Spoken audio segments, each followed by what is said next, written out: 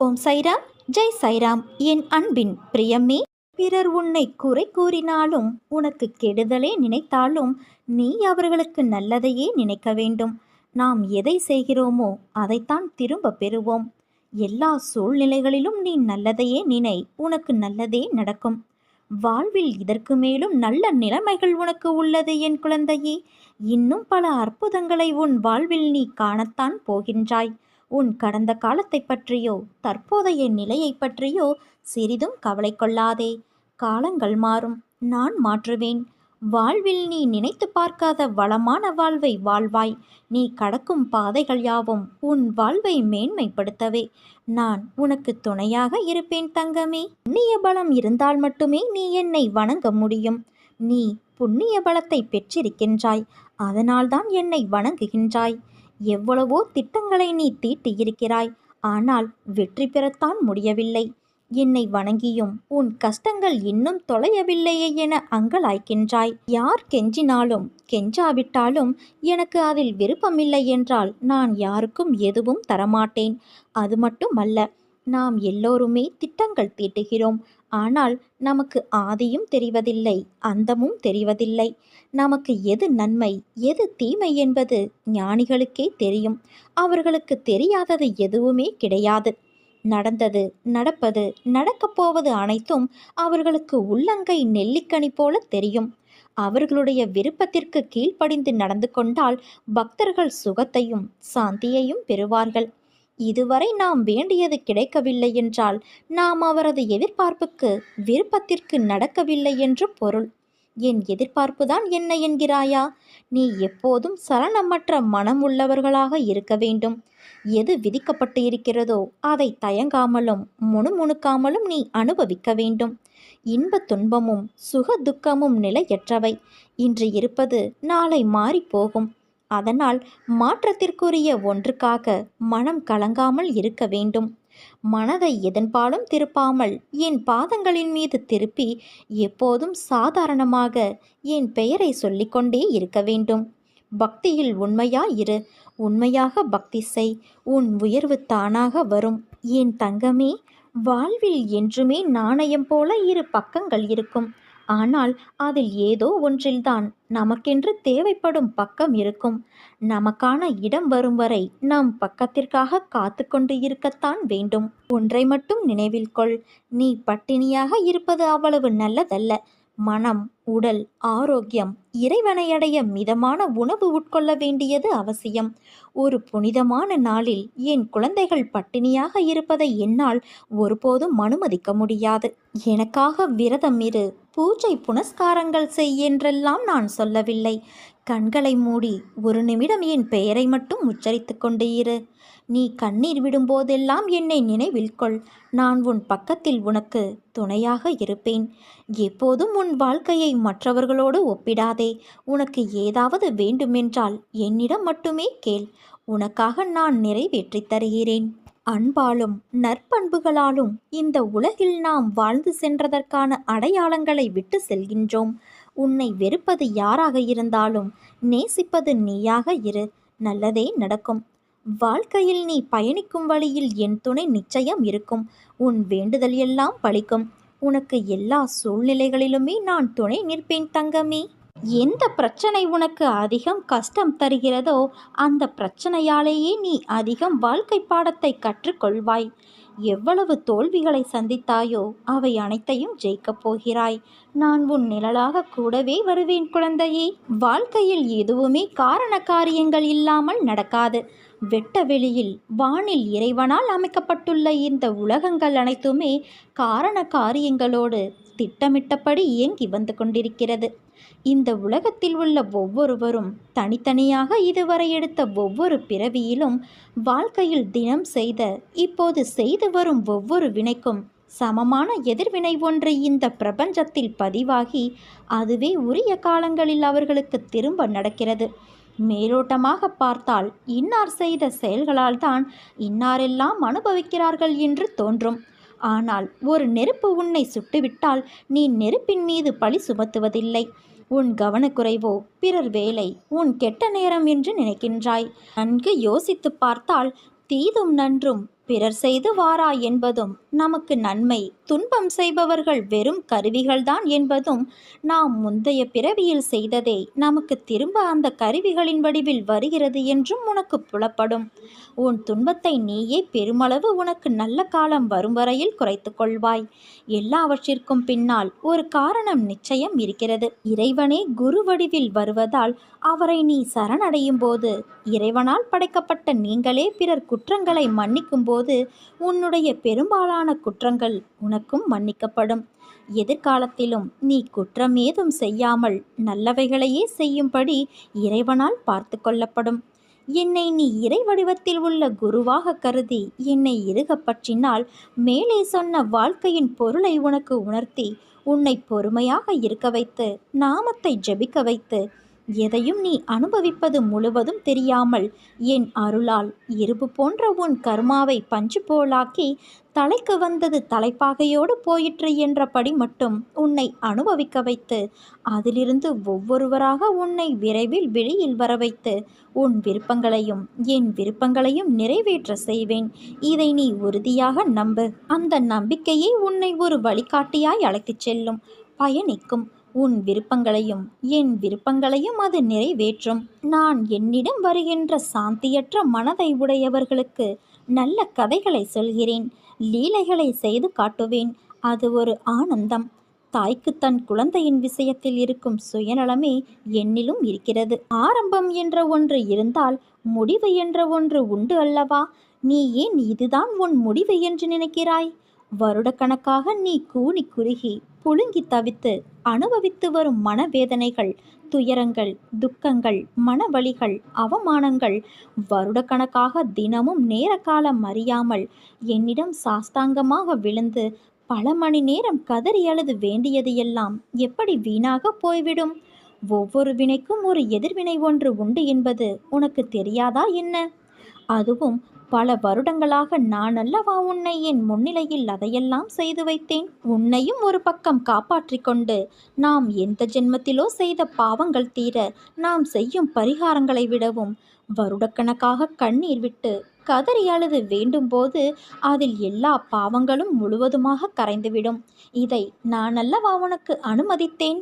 இதற்கிடையில் என்ன தடைகள், தடங்கல்கள், தடுமாற்றங்கள், பரிதவிப்புகள் உனக்கு வந்திருந்தாலும் அவையெல்லாம் என் பாதுகாப்போடு தான் உனக்கு நடந்தன. பிறகு என்ன உனக்கு கலக்கம்? உனக்கு நான் சமீபத்தில் கனவிலும் நினைவிலும் என் ரூபமாகவும், மனிதர்கள் மூலமாகவும், பிற உயிரினங்கள் மூலமாகவும், உனக்கு பிடித்த இறை ரூபத்திலும் தரிசனம் தந்து ஆசி வழங்கியது எல்லாம் எப்படி உனக்கு நடக்காமல் போய்விடும்? உன் கரும வினைகள் இனி தீர்ந்துவிட்டன. நீ வெகு விரைவில் மகிழ்ச்சி பாதையில் செல்ல இருக்கின்றாய். உனக்கு நடக்கப் போகும் நன்மை எல்லாமே இனி தானாகவே உன் முயற்சி எதுவுமின்றி திடீரென்ற என்னுடைய நேரடி வருகையால், கண்காணிப்பால் திடீரென நடக்கும். அப்போது உன்னுடைய துயரங்கள், துக்கங்கள், கவலைகள், கலக்கங்கள் அனைத்தும் சூரியனை கண்ட பனி போல விலகும். மகிழ்ச்சி, மன அமைதி உன் வாழ்வில் நிரந்தரமாக குடிக்கொள்ளும். அதை பெற்றுக்கொண்டு என்னை பார்க்க நீ விரைந்து வா. ஒரு இக்கட்டான சூழ்நிலையில் உன்னுடைய மனம் குழப்ப நிலைமையை சந்திக்கும். அப்படி சந்திக்கும் பொழுது மனமுடைந்து போய்விடாதே. பொறுமையோடு என்ன நடக்கிறது என்பதை கவனித்து கொண்டே இரு. ஏனென்றால் என்னுடைய குழந்தைகளை எப்படியாவது காப்பாற்றுவதே என்னுடைய கடமையாகும். நீ என்னிடம் கேட்டது நாளை உனக்கு கிடைக்க உன்னை இன்று ஆசிர்வதிக்கிறேன். தோல்விகள் உனக்கு வருகிறது என்றால் அது உன்னை வீழ்த்துவதற்கல்ல, உன்னை உயரத்தில் சேர்க்க. வாழ்க்கையில் கிடைக்கும் கிடைக்காத அனைத்திற்கும் காரணம் உண்டு. அவைகள் எல்லாம் உன் நல்லதுக்காக மட்டுமே. அவற்றுள் நீ அதை புரிந்து கொண்டால் உன் நம்பிக்கை, பொறுமை உன்னை வெற்றிக்கு கூட்டிச் செல்லும். அவசரப்பட்டு நீ எடுக்கும் முடிவுகள்தான் உன்னை நிஜ தோல்விக்கு அழைத்துச் செல்லும். தோல்வி என்பது உனக்கு சறுக்கல்தான். என் பிள்ளையை நான் மேலே உயர்த்துவேன், வெற்றி பெறுவாய். இது என் சத்திய வாக்கு. அதற்கு உன்னுடைய சிறு பொறுப்பு இல்லாமல் இருக்கும் குணத்தை வெளியில் எடுத்து எறி. உன் வெற்றியை தடுப்பவர் யாராகவும் இருக்க முடியாது. நீ அந்த வழியை பின்பற்றினாள். நீ என்று என்னை அழைத்து உன்னிடத்தில் நான் என்னும் சொல்லுக்கு உன் அன்னை என்ற அர்த்தத்தை கண்டாயோ, அன்றே நீ என் உயிரான பொறுப்பு. உன் நம்பிக்கையும் பொறுமையையும் உன் விசுவாசத்தையும் எவ்வளவு உன்னதமானது என்பதை நான் அறிவேன். உன்மேல் நான் கோபம் கொள்ள மாட்டேன் குழந்தையே. அதையும் மீறி என் கோபம் இருந்தால் நிச்சயம் அது உன்னை நல்ல வழியில் மாற்றுவதற்காகவே என்பதை நீ புரிந்து கொள். நீ எல்லா செல்வ வளங்களையும் பெற்று சீரும் சிறப்புமாய் நல்ல பெயரோடு வாழப்போகிறாய். வெற்றி கிடைக்க முதலில் மன உறுதியும் உழைப்பும் நேர்மையான பார்வையும் வேண்டும். நிர்ணயித்த இலக்குகள் உன்னிடத்தில் ஏராளமாக இருக்கின்றது. அதற்கான முனைப்புகளும் உள்ளது. ஆனால் உன் தயக்கம் இப்பொழுது ஆரம்பிக்கலாம், அப்பொழுது ஆரம்பிக்கலாம் என்று நீயே உன் வெற்றியிடமிருந்து வெகு தூரம் செல்கின்றாய். நெருப்பு எரிவதற்கு காற்றடித்தால் அது எரியாது என்பதற்காக நெருப்பை ஏற்றி வைக்காமல் இருந்தால் வெளிச்சம் கிடைக்காது. அதே போல கடின உழைப்பும் மன உறுதி நம்பிக்கையும் இல்லை என்றால் எப்படி வெற்றியடைய முடியும்? கதவை திறக்க சாவியை வைத்துத்தான் திறக்க முடியும். அதற்கு ஏற்றவாறு சாவியை நீ நுழைத்தால் கதவுகள் தானே திறக்கும். அதே போல உன் கதவுகளும் வெற்றிக்கான கதவுகளும் திறக்கும். நீ எதற்கும் கலங்காதே. உன்னில் நிச்சயம் வெற்றி என்ற தீபத்தை நான் ஏற்றுவேன். நீ உன்னில் பார்க்கும் அனைத்துமாய் அகிலத்தின் ரூபமாய் நான் இருப்பேன். உன் மனதில் ஏன் என் மீது கோபம்? உன்னை எப்படி நான் தனித்து விடுவேன்? என் பிள்ளை எப்படி தவறு என்று நான் சொல்வேன்? குறைகளும் தவறுகளும் வாழ்க்கையில் இருக்கும். ஆனால் அதற்காக என் குழந்தையே தவறு என்று நான் எப்படி சொல்வேன்? உன் அன்னையை பற்றி நீ புரிந்து கொண்டது அவ்வளவுதானா? என் மீது நீ கொண்ட பக்தியும் அன்பும் எத்தகையது என்று நினைத்து நான் பூரிப்படைகின்றேன். நீயோ என் மீது கோபம் கொண்டு என்னை விட்டு தள்ளி நிற்கிறாய். நானும் உன்மேல் கோபத்தில் இருக்கிறேன் என்ற நினைப்பு ஏன் வந்தது? என் குழந்தை பற்றி எனக்கு நன்றாக தெரியும். உன்மேல் நான் எப்படி கோபப்படுவேன்? அது என்மேல் நான் கோபப்படுவதற்கு சமம். உன்னை நல்ல வழியில் அழைத்துச் செல்ல கடிந்து நடப்பேனே தவிர உன்மேல் நான் கோபப்படமாட்டேன். நீயும் உன் வாழ்க்கையும் நன்றாக இருக்கத்தான் நான் இங்கு விதியோடும் மாயை என்று உன்னை தாக்க வரும் வலைகளோடும் போராடுகிறேன். உனக்கு எப்போதும் என் அருளும் ஆசையும் உண்டு என் குழந்தையே. உனக்காக நான் எப்போதும் இருப்பேன். உன்னை விட்டு நான் விலகுவதும் இல்லை. உன்னை விலகி போகும்படி நான் செய்வதும் இல்லை. உன் கனவில் வந்தது நான் தான். நீ ஏன் இன்னும் என்னை அடையாளம் காணவில்லை? நான் உன்னை சந்திக்க எந்த வடிவத்திலும் வருவேன். எனவே இனியும் குழப்பம் வேண்டாம். உன் சக்திக்கு மீறி நீ சோதிக்கப்படுகிறாய் என்றால் நீ எனக்கு மிகவும் நெருக்கமானவர் என்று அர்த்தம். கவலை கொள்ளாதே. உன்னை நான் என்றும் கைவிட மாட்டேன். உன் மனரீதியான கவலைகளை எல்லாம் என்னிடம் கொடுத்துவிடு. உன் மனபாரத்தை என் மீது சுமத்திவிடு. நான் ஏற்றுக்கொள்கிறேன். நான் தருவதை நீ மனதார ஏற்றுக்கொள். வழிகள் நிறைந்த வாழ்க்கை, வழிகள் நிறைந்த வாழ்க்கை, வஞ்சகம் நிறைந்த வாழ்க்கையில் வழிகாட்ட ஆள் இல்லை என்று வழி நிறைந்த மனதோடு புலம்பாதே. வழியறியா பிள்ளைக்கு வழிகாட்டவே உன் சாயப்பா நான் இருக்கிறேன். யார் உனக்கு துன்பத்தை கொடுத்தாரோ அவர் இன்றைக்கு நிச்சயம் நன்றாக இருப்பதை போன்ற தோற்றம் உனக்கு தெரியும். கெட்டதை செய்கிற அனைவரும் நன்றாக இருக்கிறார்கள். நல்லதையே செய்கிற நான் கஷ்டப்படுகிறேனே என கவலைப்படாதே. அவர்கள் காலையில் பூத்து மாலையில் வாடும் பூவை போன்றவர்கள். இப்போது உள்ள மேன்மையிலிருந்து விரைந்து கீழே தள்ளப்படுவார்கள். எத்தனை இழப்புகள் வந்தாலும் சோர்ந்து போகாதே. நான் ஆழமாக வேர்விட்டிருக்கும் விருட்சம் என்று சொல்லிக்கொள். அழ வேண்டிய இடத்தில் அழுகை வரவில்லை என்றாலும் அழு. பிடிக்காத ஒருவர் கண்முன் நின்றாலும் புன்னகைத்திடு. வலிக்கவில்லை என்றாலும் வலித்தது போல துடி. மனம் உடையவில்லை என்றாலும் உடைந்தது போல மௌனமாக இரு. சிலரின் மேல் கோபம் இருந்தாலும் அவர்களுடன் சிரித்து பேசு. ஏனெனில் இங்கு எல்லாம் நடிப்புக்காகத்தான் காலம். உண்மையாக இருந்தால் நீ ஒதுக்கி வைக்கப்படுவாய். என்னையே எப்போதும் நினைத்து கொண்டு இரு. வீணான எண்ணங்களில் மனதை அலைப்பாய விடாதே. வேதனையை நேரிடையாக அனுபவிக்காமல் ஊழ்வினையை கடக்க இயலாது என் தங்கமே. சுகதுக்கங்களின் காரணம் கர்மாதான். ஆகையால் உனக்கு நேருவதை தைரியமாக தாங்கிக்கொள். அந்த சக்தியையும் நானே உனக்கு அளிப்பேன். என்னை பூரணமாக சரணடைந்து உமது எண்ணம் எப்போதும் என்னை பற்றியே இருக்க வேண்டும். பிறகு நான் என்ன செய்வேன் என்பதை நீயே பார்ப்பாய். மகிழ்ச்சி எல்லையற்றது. மனிதன் எப்போதும் மகிழ்ச்சியாக இருக்கவே விரும்புகிறான். அற்ப ஆசைகளையும் அபிலாசைகளையும் வளர்த்து கொள்வான். அவை நிறைவேறும்போது மகிழ்ச்சி அடைவான். அவர் வளர்த்த செடி துளிர் விடுவதைக் கண்டு மகிழ்ச்சி அடைகிறார். ஒரு குழந்தை தேர்வில் தேர்ச்சி பெற்றால் பெற்றோரின் மகிழ்ச்சிக்கு எல்லையே இருக்காது. இவை அனைத்தும் சிறிய சந்தோஷங்கள். விளையாட்டின் போது ஒரு குழந்தை தனது பொம்மைகளுடன் நீண்ட நேரம் பேசும். நாம் மதிப்பற்றதாக கருதும் இது போன்ற பல கட்டுரைகளை அன்புடனும் அக்கறையுடனும் சேமித்து வைப்பார். குழந்தையின் நடத்தையை பார்த்து நாங்கள் சிரிக்கின்றோம். ஏனென்றால் அவர் சேமித்து வைக்கும் பொருட்களுக்கு மதிப்பு இல்லை என்பதை நாம் அறிவோம். நம் பார்வையில் சிறுவன் அப்பாவி, அறியாதவன். நம் குடும்பம் சம்பாத்தியம் என்று எப்போதும் சுயநலமாக சிந்தித்து வீடு, நிலம், மனை என சொத்துக்களை குவிக்கிறோம் அல்லவா? எல்லா சொத்துக்களையும் சம்பாதித்துவிட்டு நிரந்தரமாக இங்கேயே இருக்கப் போகிறோமா? ஒருபோதும் இல்லை. நாம் கடவுளின் பிள்ளைகள்.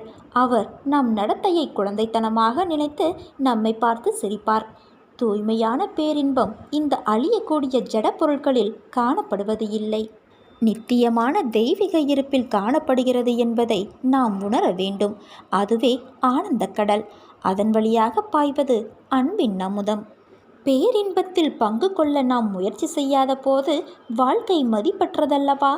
எனது பொக்கிஷம் ஞான நகைகளால் அடுக்கப்பட்டு இருக்கிறது. ஆனால் அதை எடுப்பதற்கு யாரும் இல்லை என்று பாபா சிரித்து கொண்டே இருந்தார். தூய பேரின்பத்தின் மற்றொரு வடிவமான இறைவனை அடைவதே மனித வாழ்வின் சாராம்சம். பாபாவை அடையும் ஆழ்ந்த விருப்பத்தை நமக்கு அருளும்படி நாம் பாபாவிடம் பிரார்த்திப்போம். வாழ்க்கையில் நாம் போகின்ற பாதையில் தடங்கள் வராமல் இருந்தால் நீ சரியான பாதையில் போகவில்லை என்று அர்த்தம். பாதையில் வரும் தடங்கள்தான் உன்னை முன்னேற வைக்கும். முன்னேற்றத்திற்கு வழி வரும் இடங்கள்தான் உன்னை நகர்த்தி பார்க்கும் தோல்வி. அந்த தோல்வி உன்னை தாழ்த்தவோ வீசவோ அல்ல கண்மணி. இருந்த நிலையிலிருந்து உச்சாணி உயரத்தை தொட நீ என்றும் பழுத்த காயாகவோ கனியாகவோ பட்டுப்போய் விழமாட்டாய். நீ கீழே விழுவது வீழ்ச்சி அல்ல, விதையாய் கீழே உன்னை நான் தூவி இருக்கின்றேன். அப்படி தூவிய விதையான உன்னை வரலாறு காணாத உயரத்தில் உயர்த்தி எடுக்கும் புது முயற்சிகள். அவை உனக்கு புதியது, அதனால் அவைகள் உன்னை தள்ளாட வைக்கும். ஒரு விதை மண்ணில் விழுந்து சிறிது காலம் தன் வளர்ச்சிக்கு வெளியில் தான் இருப்பதை காட்டிக்கொள்ளாது. பிறகு செடியாய் மரமாய் வளரும். அப்படி தன் வளர்ச்சியை காண்பிக்க முதலிலே தன் இருப்பிடத்தை பலமாக்கிக் கொள்ளும். அப்போது அது எதிர்நோக்கும் பிரச்சனைகள் நிறைய உண்டு. அதை போலத்தான் நீயும் இப்போது இருக்கிறாய். நீ விழுந்திருக்கலாம், ஆனால் அதை தோல்வி என்று கருதாதே. எழுந்து வானமாய் படர்ந்து நிற்கும் அளவிற்கு நீ உயரப் போகிறாய். அதற்காகத்தான் இந்த சிறிய சிறிய சறுக்கல்கள். சறுக்கல் என்பது கீழே விழுவதற்காக அல்ல, மேலே உயர்ந்து செல்ல. உன்னை விதையாய் உன் வாழ்க்கையில் புதிய பாதையில் உன்னை நான் தூவியுள்ளேன். சிறிது கடினமாக இருந்த வழிகள் அது உனக்கு உணர்த்தும் பாடமாக இருக்கலாம். ஆனால் நிச்சயமாக நீ உயர்வாய். என்ன இப்படி சொல்கிறீர்கள் என்கிறாயா? நான் சொல்வது கால நேரம் பார்த்து சொல்கின்ற சொல்லல்ல, எந்த காலத்தில் நடக்கும் என்ற சொல். எதிர்காலத்தில் உன் காலம் என்று சொல்லப்படும் அளவிற்கு நடக்கும். அதற்கு மறைமுகமாக நான் சொல்லும் சொல் எதிர்காலம். கொஞ்ச தூரம்தான், அதனால்தான் தாமதமாகிறது என்று நினைக்கிறாய். ஆனால் அது தாமதமில்லை. உன்னை நீ தயாராக்கிக் கொள்ளும் காலம் இது. வெற்றிக்கான காலம் இதோ உன் அருகில் வந்துவிட்டது. எல்லாமே கைவிட்டு போகிறது என்று கவலைப்படாதே. இலைகள் அனைத்தும் உதிர்ந்தவுடன் தான் மீண்டும் துளிர் விடுகிறது. அதற்காக மரம் வருத்தப்படவில்லையே. மனிதர்களுக்கும் இலையுதிர் காலம் உண்டு. பாபா கோவில்களில் மட்டும் வசிப்பவர் அல்ல, தம்மை உண்மையாக நம்பி தன்னிடம் அடைக்கலம் புகும் பக்தரின் உள்ளத்திலும் வாழ்பவர். தான் ஒருவரின் உள்ளத்தில் இருக்கும்போது அந்த பக்தரின் வாழ்வை மாற்றும் விதத்தில் ஆலோசனைகள் வழங்குவது, அனைத்திலும் நல்லதையே பெற்றுத்தருவது போன்றவற்றை செய்கின்றார் நம் சாயப்பா. சில சமயம் பல்வேறு பிரச்சனைகளில் சிக்கிக்கொள்ளும் பக்தர்களை யார் மூலமாவது தன்னிடம் வருமாறு செய்து அவருக்கு தீர்வை தருகிறார். இதனால் பல பக்தர்கள் சாய்பாபா உடனே அற்புதம் செய்து விடுவார் என நினைக்கிறார்கள். எல்லோருக்கும் இது வாய்ப்பில்லை. முதலில் அற்புதத்தால் தன்னிடம் ஈர்க்கும் பாபா அடுத்து இவன் தன்னை மிகவும் நேசிக்கிறானா என்பதை சோதித்து பார்க்க கஷ்டத்தை தந்து பார்க்கிறார். எந்த அளவுக்கு உனது நம்பிக்கை தாக்கு பிடிக்கும் என்பதை வரையறுக்கும் விதத்தில் அந்த சோதனை இருக்கும். அதில் தாக்கி பிடிக்க முடியாமல் சிலர் ஓடி போய்விடுவார்கள். சிலர் என்ன ஆனாலும் நீயே கதி என நிலைத்து நிற்பார்கள். நிலைத்து நிற்பவரின் துயரங்களை தானே வாங்கி கொண்டு அவர்களுக்கு பரிசாக விடுதலையை அளித்து வாழ்த்துவார் நம் சாயப்பா. உன்னால் ஆலயம் வர முடியவில்லை என்றால் என்ன? என்னை நினைத்து நீ இருக்கும் இடத்திலேயே ஒரே ஒரு தீபம் மட்டும் ஏற்றி வழிபடு. அடுத்த நொடியே நான் உன் அருகில் இருப்பேன்.